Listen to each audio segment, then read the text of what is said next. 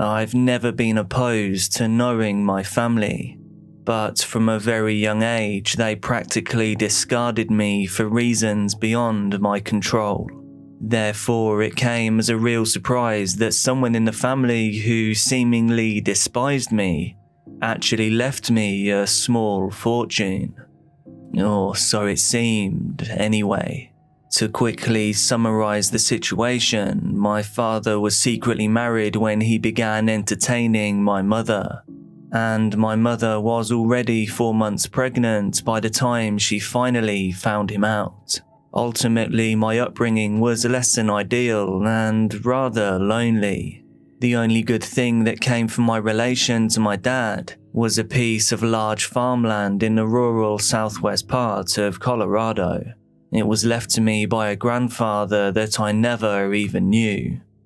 My father's family was native, and some of them went kind of manic with stereotypical ideologies. The woods spoke to them. The very ground drew breaths. It had a heartbeat. They thought that every luck or mishap was credited to some ancient spirit, allegedly. From the moment I was able to speak, my mum warned me of their beliefs by imposing her own religion on me instead, but I don't think I ever believed any of it from either party, even though I persuaded my mum into thinking that I did. When news of my inheritance came, my mum wanted nothing to do with it. She insisted I just sell the land and put it all behind us. I, however, was just excited to move out there, to get away from the rush of city life, and honestly, to get away from my mum as well. I was still living with her at the time, and she was really conservative. I never had any space for a thought of my own. Looking back, I don't even think I knew who I was. My entire identity was dictated by her opinions and beliefs. The idea of me moving away had her furious. It made her act very out of character, and knowing what I know now, I can understand that she spoke out of rashness and honestly feared for my safety. However, at the time, I only saw a stranger who replaced my mum, a stranger who wanted to control me, someone who grew bitter with anger when the reins finally slipped. I'll never forget her scowling as I packed the boot of my old Mercedes-Benz. She cussed me out, disowned me, and then said something that still reverberates through my worst nightmares. I hope those creatures get you.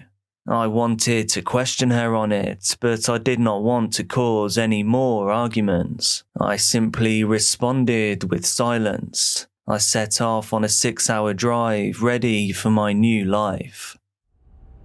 On my way there, I made many stops to freshen up and refuel the car, but the last stop before my destination started a long line of warnings that for some reason I didn't heed.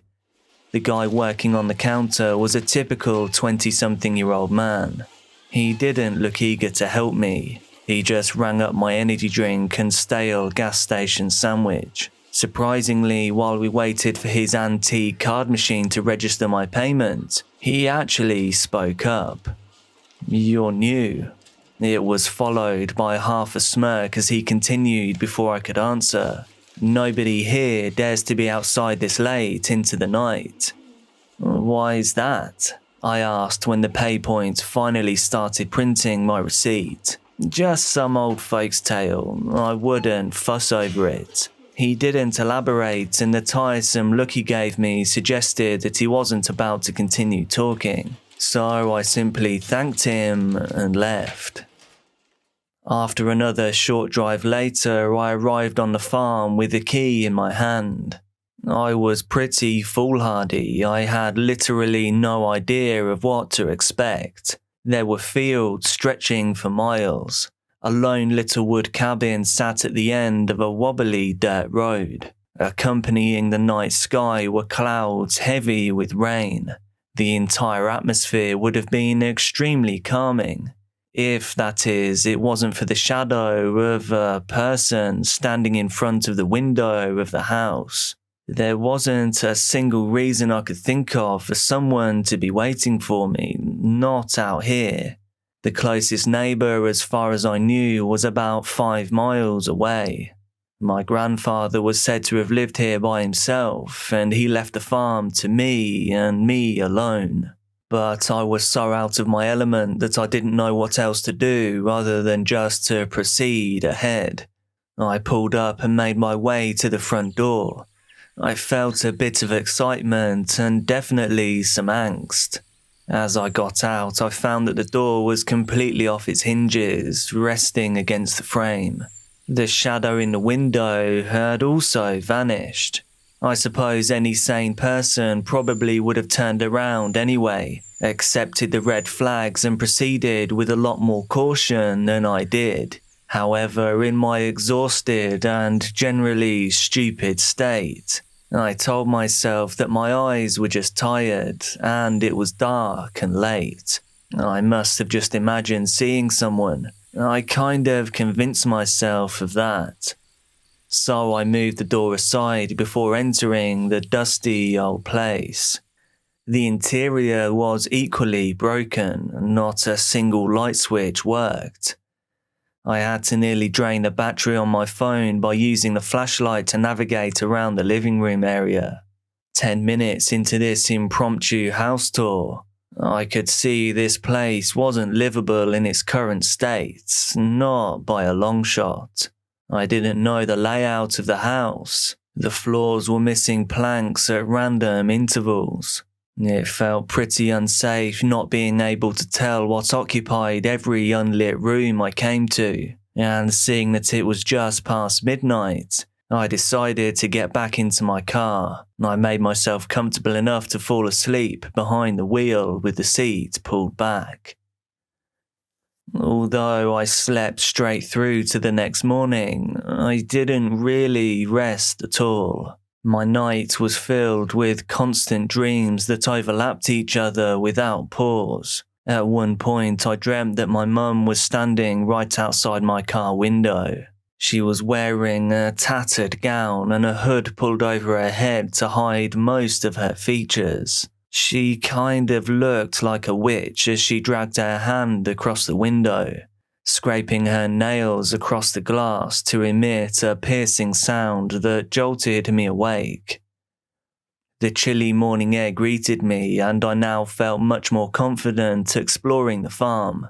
Yet I was rather disappointed to find that most of the rooms of the house were just filled with the same rotten furniture and some eerie decorations. The ornament that really stood out was a taxidermied crow. It really grossed me out. It had human-like eyes instead of the beady black orbs they were known for. I threw this work of art away immediately. And because I was practically now stuck here at my new home, I began scavenging for any salvageable items to make my new home more homely. Even with the overall weird vibe of the place, I was determined to make this work. Maybe I'm just too stubborn, and maybe I acted willfully ignorant to the fact that the farm was just downright creepy. I honestly don't know what gave me the courage to remain present for as long as I did. I was even making every effort to dismiss a strong feeling of being watched. This sensation was elevated more so in the daylight. I lasted a full day before encountering something that I couldn't rationalize, nor could I accept. While wandering around the property during the late afternoon, I found a barn overgrown and somewhat concealed by the same woods that encircled the land. The way nature reclaimed it was rather beautiful. Flowers bloomed from the broken windows, and the walls had a green aesthetic from a mossy coating. I stood there and admired it for a minute before realizing that right in the doorway of the large structure stood a deer that seemed unusually tame. It weirdly didn't get startled by the sight of me.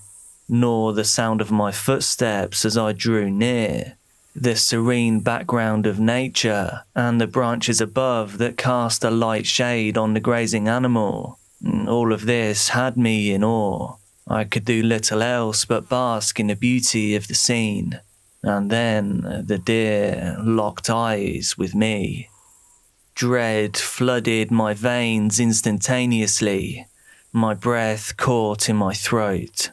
There was nothing natural about this animal.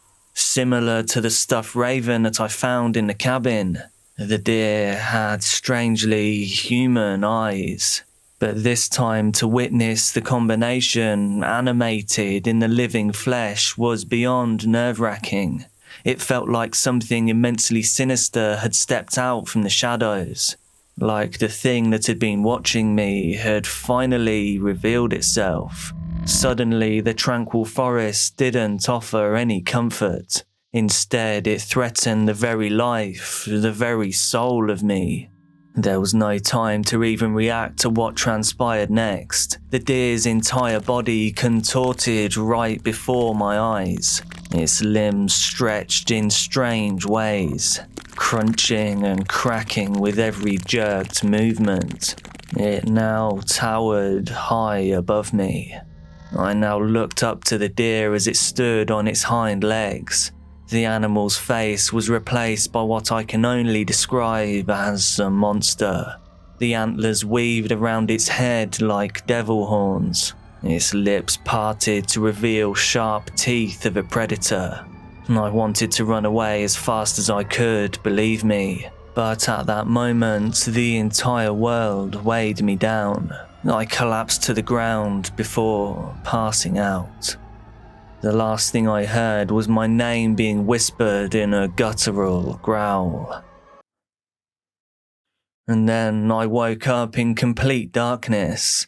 I was in my car and only 4 hours had passed since I first stepped into the house. The entire day was apparently nothing more than a vivid dream.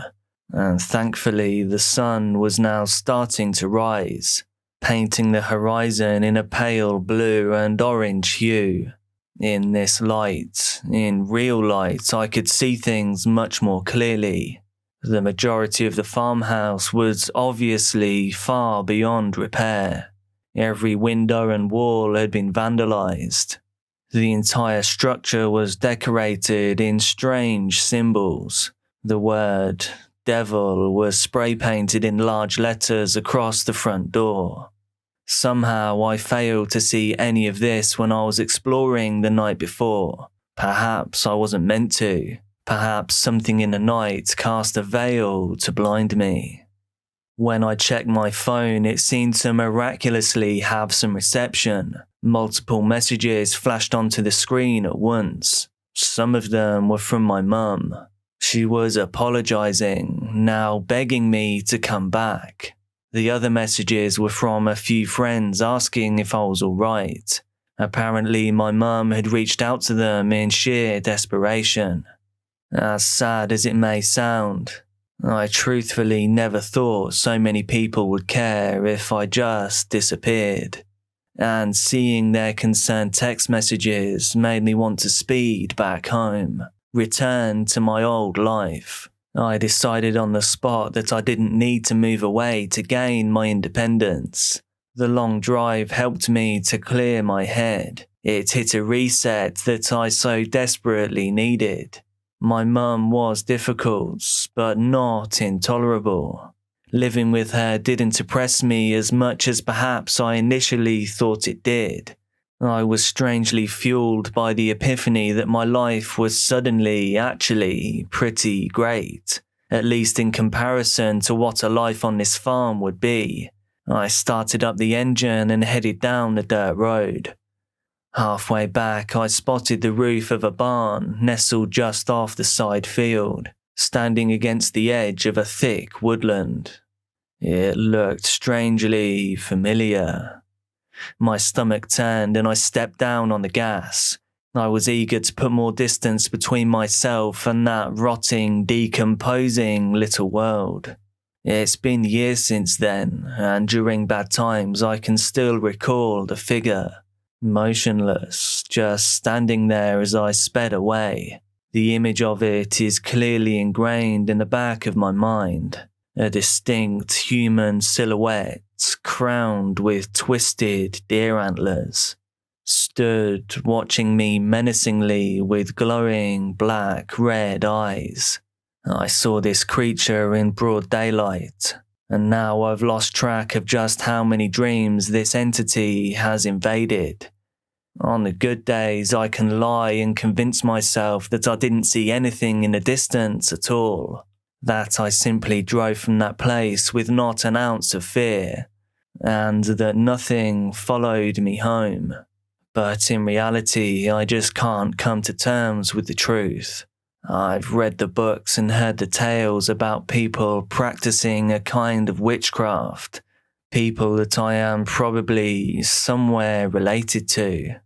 I can picture it all. What those things are, you're not supposed to say it out loud. But I believe wholeheartedly that now they prowl the same land that I was deliberately gifted, guaranteeing to feed them for future generations. As of late, I'm having a lot of trouble sleeping. I see a red glare whenever I close my eyes. I really hope I find a buyer for the farm very, very soon.